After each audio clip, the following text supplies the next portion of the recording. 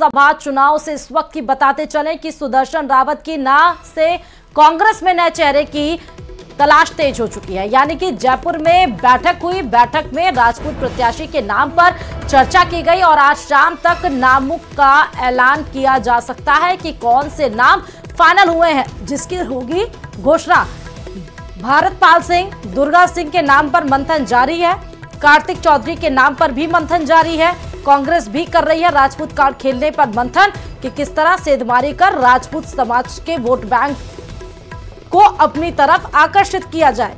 राजसमंद के कांग्रेसी नेताओं ने जयपुर में डेरा भी डाला है।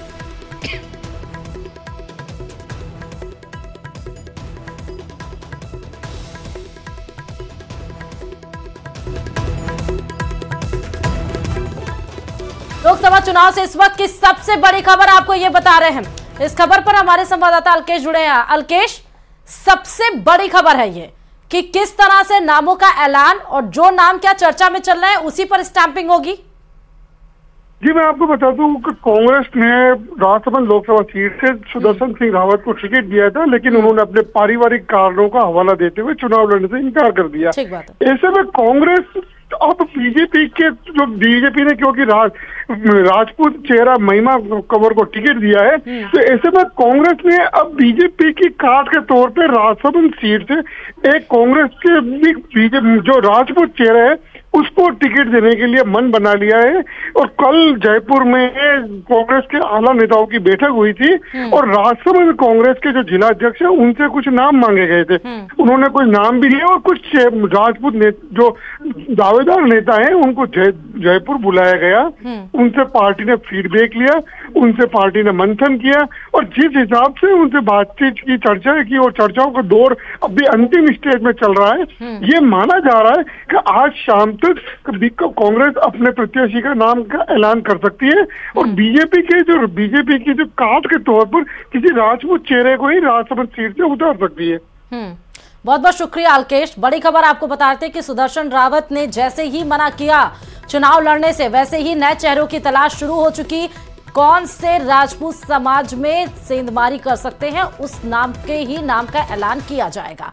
बड़ी खबर एक और आपको एसआई भर्ती परीक्षा पेपर मामले से जुड़ी इस वक्त की बड़ी खबर ये बताते चले कि ट्रेनी एसआई चंचल बिश्नोई के पिता भी गिरफ्तार कर लिए गए हैं। एसओजी ने चंचल के पिता श्रवण राम को गिरफ्तार कर लिया है। जोधपुर में कुड़ी भगता सनी थाने का हिस्ट्री शीटर है श्रवण राम। परीक्षा से पहले बेटी चंचल को पेपर पढ़ाने का भी आरोप है। किशनगढ़ ट्रेनिंग सेंटर से एसओजी ने चंचल बिश्नोई को पकड़ा था।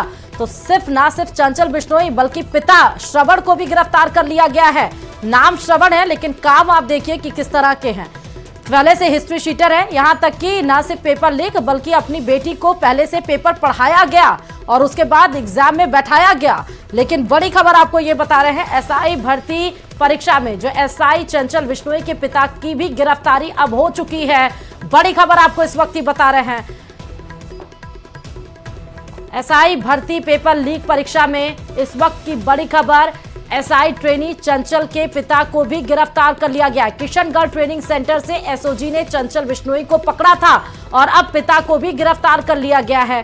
बड़ी खबर आपको इस बीच में बता रहे हैं, भगता सनी थाने का हिस्ट्री शीटर है श्रवण राम। जो चंचल के पिता है जिसका नाम है श्रवण राम, वो भगता सैनी थाने का हिस्ट्री शीटर भी है। खबर पर विष्णु हमारे संवाददाता जुड़े हैं। विष्णु, बड़ी खबर बता रहे हैं, चंचल बिश्नोई के साथ साथ पिता भी शामिल। देखिए, बिल्कुल राजस्थान पुलिस सब इंस्पेक्टर भर्ती परीक्षा के मामले में अब तक करीब 35 लोगों की गिरफ्तारी हो चुकी है। उनमें सबसे बड़ी बात यह कि अब पहली बार ट्रेनिंग सब इंस्पेक्टर के पिता को एसओजी ने गिरफ्तार किया है और श्रवण राम उसका नाम बताया जा रहा है कि जो कि ये भी जानकारी सामने है कि श्रवण राम जोधपुर में कोड़ी भक्ता सनी जो थाना है उनका एचएस है, कई आपराधिक मुकदमे दर्ज है। और श्रवण राम की चूंकि जगदीश बिश्नोई से जेल में मुलाकात हुई थी और जेल में मुलाकात के दौरान ही पेपर जो नकल सरगना है जगदीश माफिया और उसकी दोस्ती जगदीश ने निभाई पेपर देकर के। अब तक की जानकारी में सामने है कि जगदीश बिश्नोई ने ही पेपर श्रवण राम को उपलब्ध कराया था। उसके बाद श्रवण राम ने अपनी बेटी चंचल बिश्नोई को पेपर पढ़ाया। ये जानकारी भी सामने है कि परीक्षा से पहले ही ये पेपर आउट हो गया था, श्रवण राम तक पहुंचा था जगदीश बिश्नोई की मार्फत। और श्रवण राम ने अपनी बेटी को जब ये पेपर पढ़ाया उसके बाद में चंचल बिश्नोई का सिलेक्शन हुआ और एसओजी ने जब 14 ट्रेनिंग सब इंस्पेक्टर्स को पकड़ा था उनमें से चंचल बिश्नोई भी उसमें शामिल थी, जिसे अजमेर की किशनगढ़ ट्रेनिंग सेंटर से गिरफ्तार किया गया था, पकड़ा गया था। और इसी मामले में अब पहली बार किसी ट्रेनिंग एसआई के पिता को एसओजी ने गिरफ्तार किया है। जी, बहुत बहुत शुक्रिया विष्णु तमाम जानकारी देने के लिए इस खबर पर। तो आपको बड़ी खबर ये बता रहे हैं कि ट्रेनी एसआई चंचल, और जिस तरह विष्णु ने बताया कि 35 लोग की गिरफ्तारी अब तक इस भर्ती प्रक्रिया में हो चुकी है पेपर लीक मामले में, और इसमें पहली बार किसी बेटी के पिता को गिरफ्तार किया गया है। और चलिए खबरों में आगे बढ़ते हुए सीधे आपको पाकिस्तान से खबर बता दें, जहां पाकिस्तान के एक आतंकवादी संगठन ने पोस्टर जारी कर दिया है और इस पोस्टर के जरिए भारत में मॉस्को और कंधार जैसे आतंकवादी हमले करने की धमकी भी दी गई है। जिस संगठन ने यह धमकी दी है उसे पाकिस्तान की खुफिया एजेंसी ISI का मुखौटा माना जाता है। देखिए रिपोर्ट।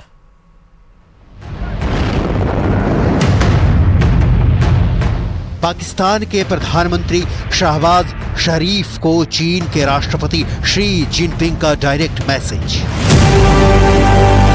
पाकिस्तान में तैनात होगी चीन की फौज। पाकिस्तान चीन के नागरिकों को सुरक्षा देने में फेल।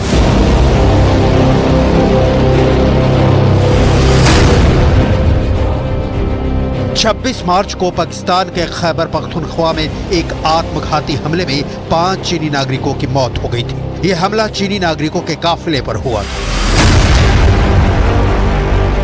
रॉयटर्स की रिपोर्ट के मुताबिक हमलावरों ने विस्फोटकों से लदे वाहन से चीनी इंजीनियरों के एक काफिले को टक्कर मार दी। काफिला इस्लामाबाद से खैबर पख्तूनख्वा प्रांत के दासू में अपने कैंप की ओर जा रहा था। यह पहली बार नहीं है कि पाकिस्तान में चीनी नागरिकों पर हमला हुआ। 20 मार्च को बलूचिस्तान में भी चीनी नागरिकों को निशाना बनाया गया। 2022 में भी कराची यूनिवर्सिटी के पास चीनी नागरिकों को निशाना बनाया गया था। 2021 में भी हमला हुआ था जिसमें 9 चीनी नागरिक और एक बच्चे की मौत हुई थी। पाकिस्तान में चीन पाकिस्तान आर्थिक गलियारे के तहत कई प्रोजेक्ट बन रहे हैं। चीन ने पाकिस्तान को इन प्रोजेक्ट्स के लिए कर्ज दिया है, लेकिन इन प्रोजेक्ट्स में काम करने के लिए चीन से कर्मचारी आए हैं जिन्हें आतंकवादी निशाना बना रहे हैं। लिहाजा चीन अब अलर्ट है और पाकिस्तान में आतंकियों के खिलाफ पाकिस्तान के पसीजते दिल को देखते हुए सूत्रों के मुताबिक अब चीनी फौज पाकिस्तान में पहरा देगी, जिसके डिटेल आपको आगे दिखाएंगे। अभी वो पोस्टर जिसमें भारत और चीन ही नहीं 4 देशों में आतंकी हमले की धमकी दी गई है। इस पोस्टर को बहुत गौर से देखिए। पाकिस्तान की हर गली, हर मोहल्ले, चौराहे पर इसकी चर्चा हो रही है। पोस्टर पर जो कुछ लिखा है उसे पढ़कर हर भारतीय के ज़हन में एक साथ 2 बातें आएंगी। पहले तो खून खौल उठेगा और फिर जोर की हंसी आएगी। तो सवाल है कि ऐसा क्या है इस पाकिस्तानी पोस्टर में?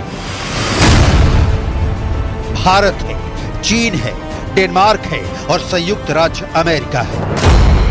धमकी दी गई है कि इन 4 देशों में मॉस्को और कंधार जैसे आतंकी हमले को अंजाम दिया जाएगा। पोस्टर में कंधार हमले और मॉस्को हमले के फोटो भी लगाए गए हैं। मतलब ये कि रोटी के लाले पड़े हैं, लेकिन पाकिस्तान बम बनाएगा, बारूद बिछाएगा, 1-2 नहीं 4 देशों को एक साथ उड़ाएगा, दहशत फैलाएगा। अब आते हैं इस पोस्टर की सच्चाई पर। किसने जारी किया है ये पोस्टर? पोस्टर चिपकाने का मकसद क्या है और पोस्टर किस आतंकी संगठन ने चिपकाया है? डिटेल देखिए। इस पोस्टर को जारी किया है SHV आतंकवादी संगठन इस्लामिक स्टेट पाकिस्तान प्रोविंस ने। खुफिया सूत्रों का दावा है कि यह संगठन पाकिस्तानी खुफिया एजेंसी ISI का मुखौटा संगठन है और इसका मकसद आतंकवादी संगठन के नाम पर भारत में आतंक मचाना है। इस संगठन के पोस्टर में अन्य देशों के नाम इसलिए दिए गए हैं जिससे लोगों को यह न लगे कि पाकिस्तानी खुफिया एजेंसी के इशारे पर भारत को धमकी जारी की गई है। मॉस्को को खून से रंग देने के बाद पाकिस्तान के आतंकवादी संगठनों के मंसूबे बुलंद हैं। मॉस्को के क्रोकस सिटी हॉल में बंदूकधारियों ने 133 लोगों को भून डाला। 140 से ज्यादा लोग घायल हो गए। पूरा रूस थर्रा गया। इस आतंकवादी हमले की जिम्मेदारी ली आईसिस के ब्रांच ISIS-KP यानी खुरासान ब्रांच ने। यह खुरासान ब्रांच तहरीके तालिबान पाकिस्तान की टूट के बाद ही अस्तित्व में आया था। मॉस्को हमले के बाद इंटरनेट पर ऐसी कई खबरें दिखी जिसमें पाकिस्तान के आतंकी संगठनों के इस क्रूर हमले में हाथ होने का दावा किया गया। यहाँ तक कहा गया कि हो सकता है कि मॉस्को में खून की होली खेलने वाले आतंकियों का कनेक्शन पाकिस्तान से हो सकता है। हो सकता है कि इन आतंकियों आतंकियों को पाकिस्तान में ट्रेनिंग मिली हो। मॉस्को की इस कायराना वारदात के बाद ये पोस्ट जारी किया गया है। अभी 3 दिन हुए जब भारत ने संयुक्त राष्ट्र संघ में पाकिस्तान को भाषण बंद कर आतंकवाद पर नकेल लगाने की सलाह दी थी। आतंकवाद की नर्सरी बने पाकिस्तान में आतंकवाद का आलम यह है कि ये जब जी चाहें पाकिस्तान को दहला देते हैं। पिछले हफ्ते मुल्क के नेवी बेस पर हमला हुआ।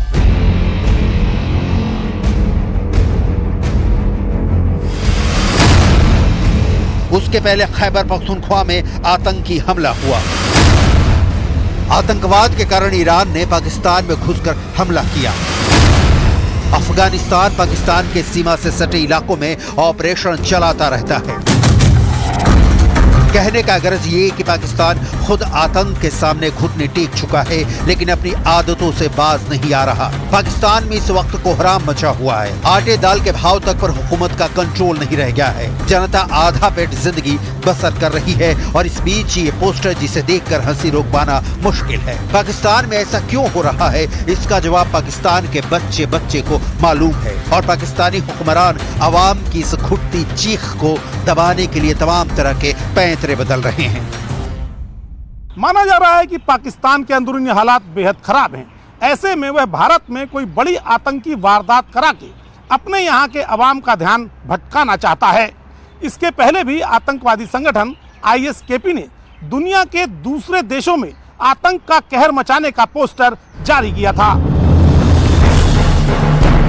भारत में सीमा पार से घुसपैठ जिस तरह से रुके हैं, उसने पाकिस्तानी फौज और उनकी पनाह में जिंदा आतंकवादियों को बौखलाहट से भर दिया है। बार गश्ती सड़कों, फ्लड लाइटिंग सिस्टम और अतिरिक्त सीमा चौकियों का निर्माण कर भारत ने पाकिस्तानी आतंकियों को सीमा से दूर रहने के लिए मजबूर कर दिया है। लिहाजा पाकिस्तानी फौज के पास जम्मू कश्मीर पर कहने के लिए कुछ नहीं रह गया है। पाकिस्तानी हुक्मरान के पास अवाम के सामने कश्मीर को सुलगाते रहने का कोई ताजा और टटका बहाना नहीं मिल रहा। लिहाजा कंधार जैसी आतंकी कार्रवाई की धमकी दे रहे हैं। मौलाना मसूद अजहर, अहमद उमर सईद शेख, मुश्ताक अहमद जरगर। कंधार कांड के दौरान ये वो 3 आतंकी थे जिन्हें भारत को छोड़ना पड़ा। कंधार दोहराने की बात इस पोस्टर में इसलिए की जा रही है। 24 दिसंबर 1999 की शाम 4:30 बजे इंडियन एयरलाइंस की फ्लाइट संख्या IC 814 काठमांडू के त्रिभुवन इंटरनेशनल एयरपोर्ट से नई दिल्ली के लिए रवाना हुई थी। शाम 5 बजे जैसे ही विमान भारतीय वायु क्षेत्र में दाखिल हुआ, तभी उसे हाईजैक कर लिया गया और कंधार ले जाया गया। अपहरणकर्ताओं ने अपने 36 आतंकी साथियों की रिहाई और 20 करोड़ अमेरिकी डॉलर की फिरौती की मांग की थी। उस वक्त भारत को समझौता करना पड़ा था, लेकिन पाकिस्तान ये भूल रहा है कि वो साल दूसरा था, ये साल दूसरा है। सर्जिकल स्ट्राइक और एयर स्ट्राइक के बाद भी पाकिस्तान के आतंकवादी अगर मॉस्को और कंधार जैसी वारदातें अंजाम देने की धमकी दे रहे हैं, तो उनका अंजाम सिर्फ और सिर्फ मौत तय है। भारत आतंकवाद के खिलाफ जीरो टॉलरेंस की नीति पर चल रहा है और ये बात पाकिस्तान को समझ में नहीं आ रही, तो दुर्भाग्य के सिवाय और क्या कहा जा सकता है।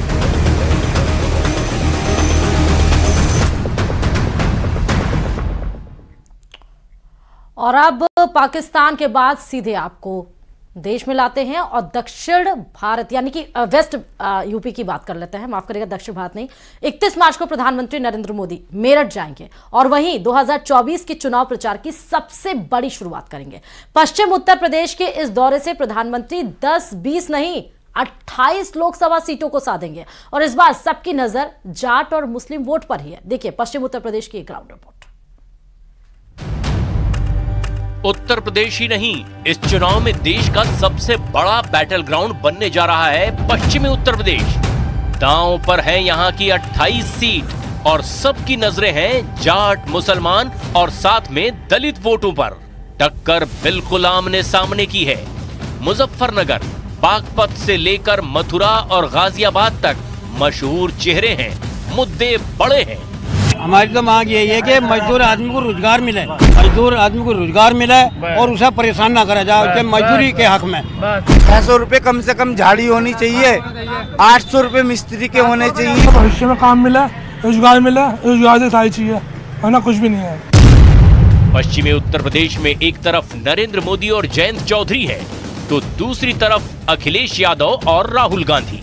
ये दो गठबंधन है, यानी एनडीए और इंडिया गठबंधन। इन दोनों अलायंस के बीच सबसे बड़ा मुकाबला बताया जा रहा है। पहले 2 चरणों में ही यहाँ की 28 सीटों में से 16 पर वोटिंग होनी है। जिस गठबंधन की यहाँ शुरुआत धमाकेदार रहेगी, उसकी धार उत्तर प्रदेश की सभी 80 सीटों पर देखने को मिलेगी। पश्चिमी उत्तर प्रदेश की नब्ज टटोलने के लिए ग्राउंड रिपोर्ट की जरूरत है, और मेरठ से बेहतर कौन सा शहर हो सकता है जो पूरे पश्चिमी उत्तर प्रदेश का मूड बता सके। प्रधानमंत्री नरेंद्र मोदी भी 31 मार्च से चुनाव प्रचार का आगाज मेरठ से ही करने जा रहे हैं। मेरठ राजनीतिक संदेश के हिसाब से अहम सीट मानी जाती है। 2 दशकों से मेरठ बीजेपी का गढ़ बना हुआ है। पश्चिमी उत्तर प्रदेश की राजनीति का प्रमुख केंद्र मेरठ। 2014 में और 2019 में बीजेपी ने अपने चुनाव प्रचार अभियान की शुरुआत यहीं से की थी। पीएम मोदी ने यहीं पर अपनी जनसभा की थी, जिसके बाद बीजेपी को चुनाव दर चुनाव यानी कि 2014 और 2019 में ऐतिहासिक सफलता मिलती गई है। और मेरठ से ही जो नीति, जो चुनावी जो एजेंडा तय होता है, वह पूरे पश्चिमी उत्तर प्रदेश की 1 दर्जन से भी ज्यादा सीट यहाँ का चुनाव प्रचार अभियान प्रभावित करता है। मेरठ से दिल्ली क्या मैसेज जा रहा है, मेरठ से पूरे यूपी और देश में क्या संदेश जा रहा है, बीजेपी इस बात पर जोर देना चाहती है। यही वजह है कि 2014 और 2019 के लोकसभा चुनाव की तरह ही 2024 के कैंपेन की शुरुआत पश्चिमी यूपी और खास तौर पर मेरठ में प्रधानमंत्री नरेंद्र मोदी की रैली से की जा रही है। हमेशा से ही गढ़ रही मेरठ सीट इस बार भी पीएम मोदी यहां पर रैली कर रहे हैं, और जिसके बाद वह पश्चिमी उत्तर प्रदेश का किला जो भेदने की जो रणनीति है, जो एजेंडा है, वह अपने कार्यकर्ताओं में जोश बनेंगे और जीत का मंत्र देंगे प्रधानमंत्री। मेरठ से बीजेपी ने रामानंद सागर के सीरियल रामायण में भगवान राम का किरदार निभाने वाले अरुण गोविल को उम्मीदवार बनाया है। मेरा और कोई मकसद यहाँ नहीं है, मैं सिर्फ यहाँ सेवा करने आया हूँ, क्योंकि मेरी जन्मस्थली है। मैं पढ़ा यहाँ, बड़ा मैं यहाँ पर हुआ, तो जो एक अपनी मिट्टी से जो लगाव होता है, वो मेरा लगाव है यहाँ। तो मैं उस मिट्टी के लिए, यहाँ के भाइयों बहनों के लिए मैं कुछ कर सका, तो मैं अपने आप को बहुत सौभाग्यशाली समझूंगा। अरुण गोविल को मेरठ से टिकट मिलने का मतलब है कि मेरठ से जीत की हैट्रिक लगाने वाले राजेंद्र अग्रवाल का टिकट कट गया। ये हमेशा नेतृत्व का अपना एक उनका निर्णय होता है, और मैं इस बात को मैं कहता भी हूँ और इस बात को मैं समझता भी हूँ कि हमारा जो नज़रिया है, हमारी जो दृष्टि है, वो कई बार स्थानीय स्तर की होती है, वो सीमित होती है। हम मेरठ की सोच पाते हैं, लेकिन हमारा जो प्रदेश का नेतृत्व है, केंद्र का नेतृत्व है, उसके सामने पूरा प्रदेश, पूरा देश होता है। अनेक प्रकार के समीकरण होते हैं, अनेक प्रकार की रणनीतियाँ होती हैं, तो अनेक प्रकार की अन्य बातें भी होती हैं, तो उसमें से निर्णय होते हैं। देखिए, अगर पोजीशन इतनी ठीक होती भारतीय जनता पार्टी की और इतना अच्छा होता, तो कैंडिडेट बदला नहीं जाता और बाहर से कैंडिडेट नहीं लाया जाता। आप खुद अंदाज़ा लगाइए कि भारतीय जनता पार्टी जहां इतना ज़ोर शोर से प्रचार कर रही है, इतनी कंफ्यूज क्यों है कि पॉलिटिकल आदमियों की जगह जो है वो सेलिब्रिटीज़ को और धार्मिक करने वालों को, धार्मिक प्रचार करने वाले लोगों को उतारा जा रहा। क्यों आखिर इतना कंफ्यूजन किस बात से? आपने काम नहीं करे क्या? आपको अपने काम पे भरोसा नहीं है क्या? एक सच ये भी है कि 2019 के लोकसभा चुनाव में मेरठ लोकसभा क्षेत्र में बहुत तगड़ा मुकाबला हुआ था। राजेंद्र अग्रवाल की जीत का अंतर 5000 वोट से भी कम था। अब उनकी जगह टीवी वाले राम अरुण गोविल को मेरठ का टिकट मिला, और बीजेपी ने प्रचार की पिच भी राम मंदिर के इर्द गिर्द मजबूत कर ली है। पश्चिमी उत्तर प्रदेश के दौरे पर मुख्यमंत्री योगी आदित्यनाथ भी राम का जिक्र कर रहे हैं। होली के गाने सुनते थे, होली खेले रघुवीरा अवध में, ये गाना तो हम सुनते बहुत थे, लेकिन अवध में जब जाते थे तो रघुवीर के दर्शन होते ही नहीं थे, रामलला के दर्शन ही नहीं होते थे, नहीं होते थे। पहली बार 500 वर्षों के बाद अयोध्या में रामलला ने होली की। सवाल है कि पश्चिमी उत्तर प्रदेश किन किन मुद्दों पर वोट डालेगा? क्या राम मंदिर ही सबसे बड़ा मुद्दा होगा? रैपिड रेल से मेरठ और दिल्ली की दूरी कम होने जा रही है। अव्वल दर्जे का ट्रांसपोर्ट सिस्टम इस शहर को देश की राजधानी से और करीब ले आएगा, इसमें कोई शक नहीं है। लेकिन मुद्दा कारोबार का भी है, क्योंकि ये शहर कारोबारियों का रहा है। नहीं है, आगे वो में काम था, बढ़िया काम निकले और बढ़िया काम किया। जो भी सरकार बना गया वो काम निकाले, टेंडर निकाले, ऑर्डर निकाले हमारे लिए भी। लॉकडाउन के बाद तो काम बहुत हल्का हुआ है वैसा, लॉकडाउन के बाद तो बहुत फर्क पड़ा है काम पर। अब काम उठ नहीं पाया, पहले जैसा काम नहीं है, बहुत हल्का हुआ है काम। पश्चिमी यूपी की 16 सीटों पर पहले 2 चरणों में वोट होंगे। इनमें मेरठ समेत 8 लोकसभा सीटों की ईवीएम 26 अप्रैल की शाम को लॉक हो जाएगी। अमरोहा, बागपत, बुलंदशहर, गाजियाबाद, मथुरा और अलीगढ़ बहुत से समीकरण हैं जो इस चुनाव को दिलचस्प बना रहे हैं। पश्चिमी उत्तर प्रदेश में जाटों के मोहल्ले में क्या माहौल है, इसी माहौल को समझने की जरूरत है। यह है मेरठ बागपत सीमा का रोहटा गांव। यहाँ पर आरएलडी और बीजेपी के कार्यकर्ता एक साथ बैठे हैं। जब से पूर्व प्रधानमंत्री चौधरी चरण सिंह को भारत रत्न दिए जाने का ऐलान हुआ ना। और इस बीच बीकानेर से बड़ी खबर आपको बताते चले। बीकानेर के श्री कोलायत से बड़ी खबर यह है कि नकली दुल्हन बनकर 3 लाख रुपए हड़पे गए हैं। सीता की तरह बनकर 2 भाइयों से शादी रचाई गई। रेप का केस करवाने की धमकी देकर उसी दूल्हे से 3 लाख रुपए लूट लिए गए। दोनों नकली दुल्हनों सहित 4 लोगों को गिरफ्तार कर लिया गया। गिरोह का मुख्य सरगना अभी भी फरार है। यही जो आपको तस्वीर में 2 महिलाएं दिख रही हैं, यही नकली दुल्हन बनके 2 भाइयों से, सगे भाइयों से इन्होंने नकली शादी रचाई और फिर उन्हीं को ब्लैकमेल करके उन्हीं से ही पैसे हड़पे गए। फिलहाल गिरफ्तारी हो गई है, लेकिन जो मुख्य सरगना है, दोनों दुल्हन नकली दुल्हनों के साथ 2 लोगों की और गिरफ्तारी हुई है। लेकिन इस पूरे जो जाल को बुना गया है वो कौन है, वो अभी फिलहाल पुलिस की गिरफ्त से है बाहर, वो अभी फरार है और भरसक पुलिस भी उसको ढूंढ निकालेगी। डबवाली निवासी कुलविंदर कौर, सिरसा निवासी हरप्रीत कौर, हनुमानगढ़ जंक्शन निवासी मक्खन सिंह, घड़साना निवासी चेतन राम मेघवाल को गिरफ्तार किया गया है। गिरोह का मुख्य सरगना दर्शन सिंह अभी भी फरार बताया जा रहा है। कोलायत थाना क्षेत्र के गड़ियाला गांव का ये पूरा मामला है।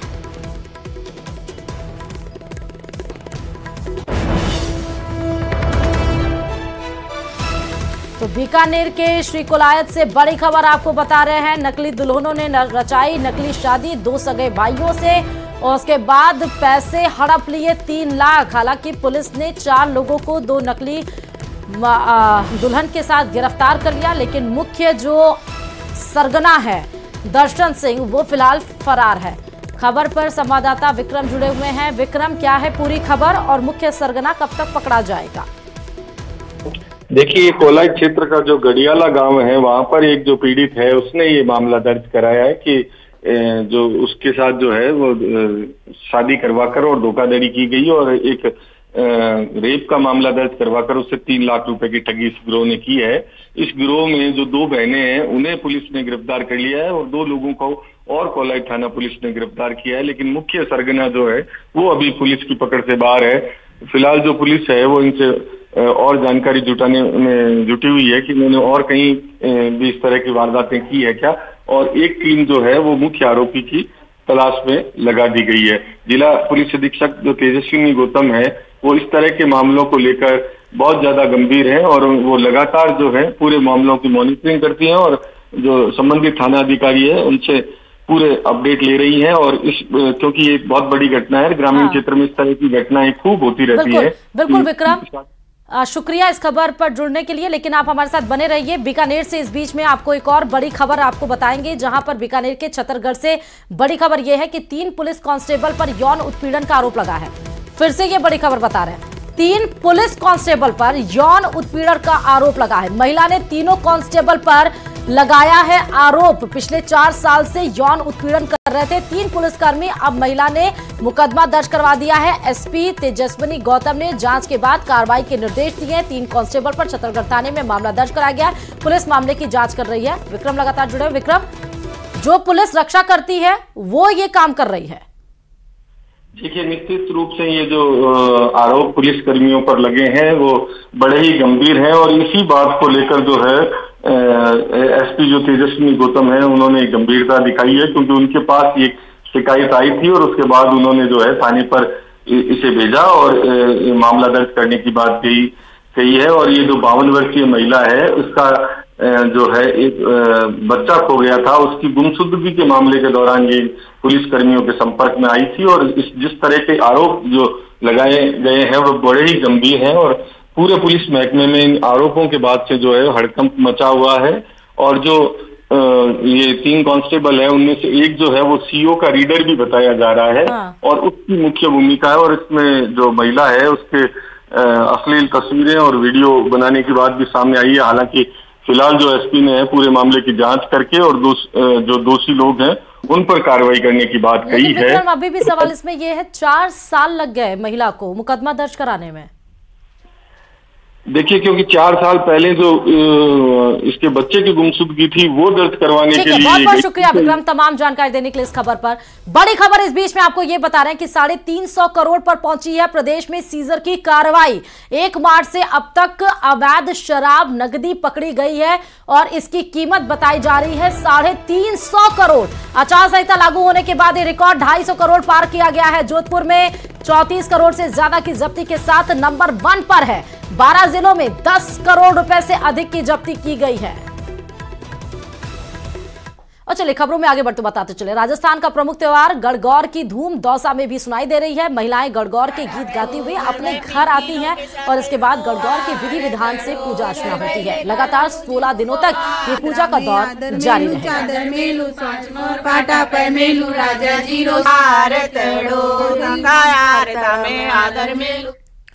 तमाम खबरों के साथ मारो राजस्थान में फिलहाल अभी के लिए इतना ही। देखते रहिए न्यूज़ 18 राजस्थान।